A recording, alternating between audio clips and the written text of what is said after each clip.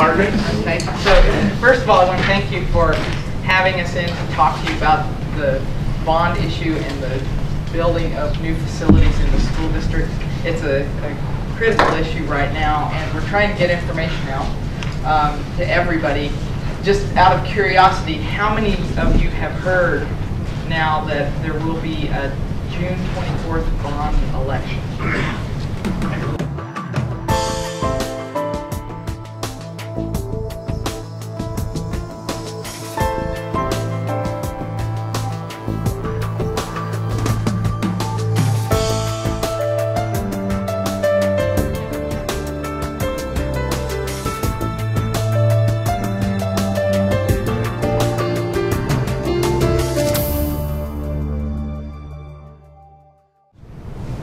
Why are we asking for a June bond election instead of during the November election this year, presidential election? And the reason why is after we've been going through this assessment process for about a year and a half, really, in terms of looking at our buildings and realizing what we needed to do to make improvements. But the increase on construction of particularly school properties in this state have been going up between 6 and 15% per year for years now. And in the last several years, it's been going up around 15% per year for building schools.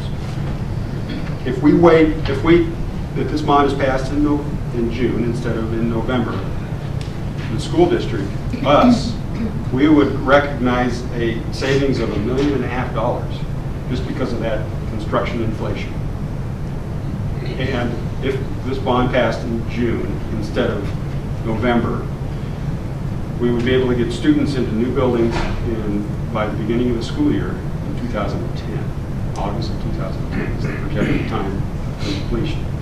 And that's 2 school years away. It's not very long, really, when you think about it. So I'm going to talk about what it costs. This is a $31 million bond. Priorities again. Replacing the 2 elementary schools with 1 school, 1 building. Second priority is to provide a vocational ed building that in fact was part of the high school bond project back in the 90s originally, but because of the need to shave costs, that was thrown out. So that never happened back in the 90s with the high school bond. It's time to build that, and it needs to be next to the high school.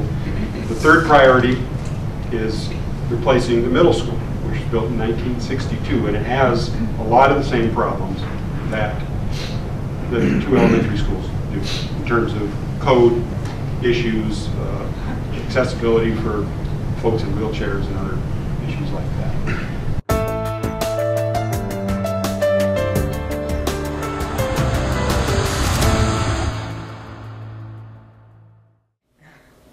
Hi, I'm Lori Martin. I'm Nikki Hazlett. Nikki, you have several children in school? I do. My husband and I have 6 children, 5 of which are in the public schools. This past year we had 1 in each of the schools that are here in Moab. We are also business owners. We own Worldwide River Expeditions, located here in Moab, as well as my husband is a teacher. He teaches business classes at the high school. But after that first forum, we also felt that it was a very good investment, because just by having that school alone would help our property values as business owners and as property owners, that it would be a great investment and not be just a straight tax that it's being called. It would be an investment for the future, for our kids and for everyone else's kids in the community. The second forum that we attended was at the middle school, and we didn't get there in time to tour it, but we did want to hear what was being said there. And they did have a copy of what the language would be on the ballot. And as I read through that, it was very tax, tax, tax. And I know that in these days and times, the word tax is very scary to people. It's also something that they want to avoid. And even some friends that have approached me that homeschool their kids have said, why should we support another tax for kids when our kids really aren't in the schools? But the language is set by law. The school district said that they have to put it in the ballot as it stands, talking about taxes. But this really isn't a tax. It is an investment for these buildings. It is something that is actually going towards concrete and not a tax that may seem like it just kind of goes up in the air. It is something that has a very physical result, and it is a physical result that is schools within 3 years if this bond passes on June 24th, and I look forward to that.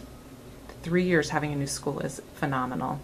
And also, the longer that we wait to build these schools, gas prices going up, construction costs going up, it's not if we need new schools, we do need new schools.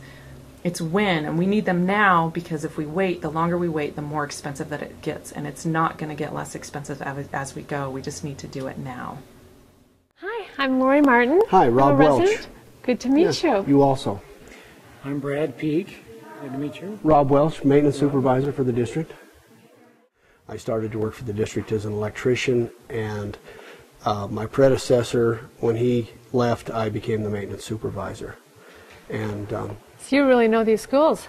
yeah, I've been under them and on top of them and everywhere. I know them real well. Yeah, we're here in the multi-purpose room of the HMK, and we're talking about the MHTN assessment that was done in 2007. One of the things that they mentioned was this sagging ceiling. Yeah, you can see it ripple. Yeah, you can see it ripple, and we did do an inspection of it last summer before school started, and the ceiling is wired up. There are the tension wires that are on there. It's not going to come down. There might be a tile come down here and there, but it does need to be fixed. If they decide that they do not want to build any new schools, it's going to cost thousands of dollars to do this, but it's something that has to happen. Okay, so let's go outside and take a look at the electrical transformer that was mentioned in the report, and also the boiler room and the smokestack that they talked about. Great. This is the transformer. This is the smokestack that we're talking about. That's right. And right below that stack is the boiler room. And this was one of the things that the electrical engineer from the MHTN group that did the massive survey for the district pointed out, that this transformer is what they call a 75 kVA transformer that was put in the building probably when the building was built. And it's insufficient, and the building is now overloaded this transformer at this point. So it's one of the things that we're going to be dealing with in the electrical part of this building. Okay, this is the boiler room here. This is an unreinforced masonry building, and the boiler room, for some reason, they never did put a roof on this building. It's just a solid concrete ceiling on the boiler room, and it has cracked, and water's leaked down into the boiler room. It's caused some damage to some of the equipment over the years, and the structure of the thing is showing some very good stress cracks. And also the chimney's unreinforced masonry, and it's one of the suggestions that the MHTN group has talked to us about, and they would like to see this chimney come down ASAP if the building's even going for a short period of time.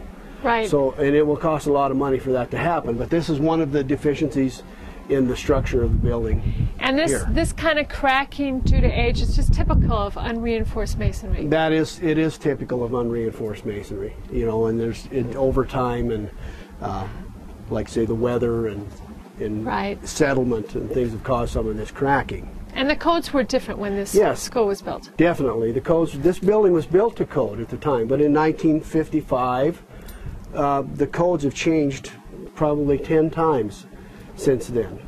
And if we do any retrofitting and restructuring of the building, it will have to be brought up to current codes, and they are very stringent now. Right, and that would be extremely expensive. You'd have to go down to the foundation, wouldn't you? Yes, they have to tie the roof and the foundation, the roof clear down to the foundation, put shear walls in their place, and as their estimation could be that we could be paying as much as 75% of the cost of a new building. And you'd still have an old building. We'd still have an old building, and it probably look worse than it does instead of better.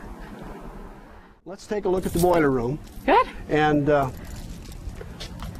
you can kind of see what kind of a mechanical system that the school operates on it. And it works, but it's very inefficient. And it's very expensive to maintain and to operate. Right.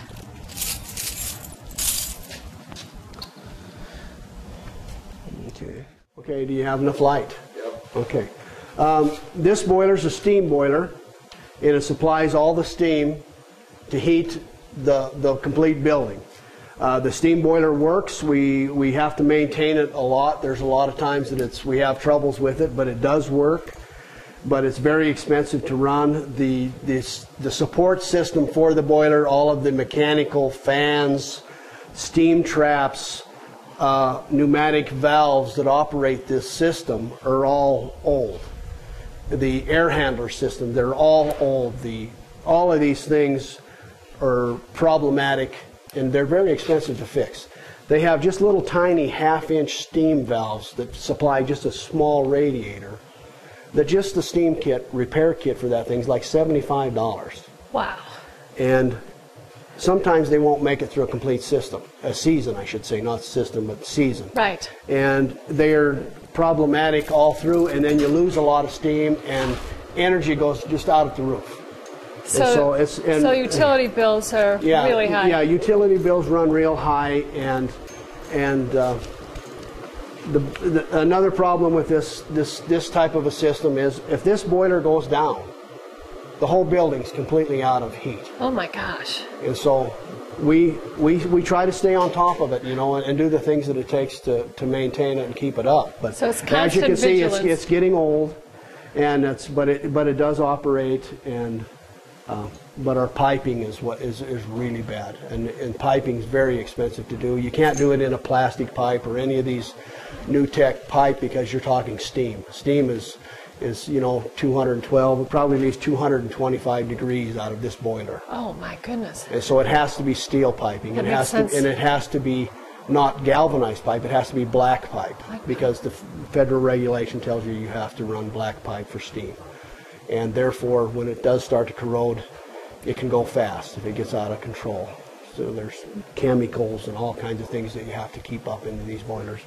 But it is problematic, and our piping system's in real bad shape. The mechanical system for this whole thing is in real bad shape, and it will cost the district a fortune to replace it. But see, if you look at the ceiling up here, there's a big major crack that runs here on the left-hand corner there that's real bad, and I'm afraid to even have my men go in there and drill holes into this thing to secure different lighting and things. You don't know what's going to happen. I'm afraid that this thing could collapse. Right. It's really scary to think about being in here. And we might need to come in here, and if we don't do anything, put some kind of an extra support from underneath here to try to keep this thing up. But it's old, and it really needs to be replaced and done away with. I'm hoping if for some reason we do get lucky enough and the bond passes that we build a sustainable, efficient system for our new building, that like ground source heating, and there's just so many things out there, solar, just so many things that we can save money on, that this 1900s technology will not have to be used any longer. Good. Education, I think, suffers because the money that it takes to maintain these old systems could be going into something better. You know, more technology and computers and things like that shouldn't have to be.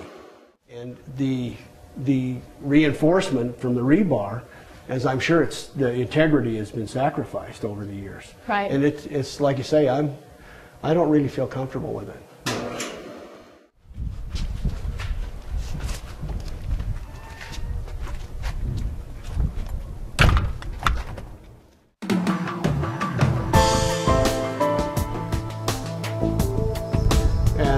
This is another example of the bearing wall that is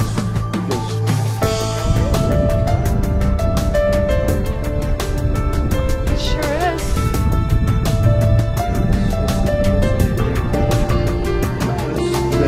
The doorways open into the hallway, and they're not pocketed. Today's codes tell us that they have to be inserted into the hall. So in case of a fire, and this hallway is full of smoke, people could be running into these doors and falling down and tripping, and everybody tripping on each other. Yeah, and... it causes a log jam, and people die. Right. You know, and they can't get out. And this is one of the things that we have to deal with. Like you say, they build a wall here, they built another wall over there, and they built this wall over here that our IT department's in now. And as you look, you can see that wall is not attached to the ceiling also. Exactly, I And so see that. in a seismic event, those walls would more than Just likely come tumbling down. would collapse. And Brad, you've just seen 3 schools. Were you surprised? Well, yes, I was. From a distance, it seems like those schools are just fine the way they are, and I can see why some people may not want to vote for this bond issue, but on close inspection, you see that things really are crumbling, and they need to be replaced. And I think in the long run, the school district will spend a lot less money by replacing those schools now rather than waiting. I think you're right.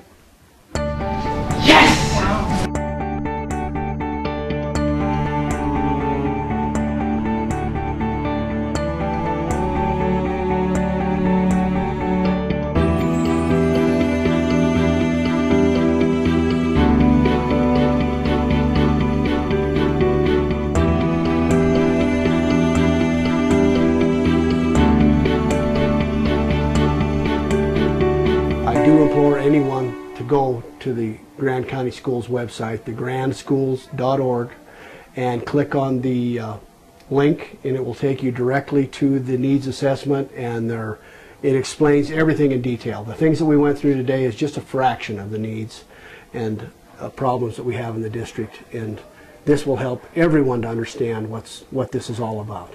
Great.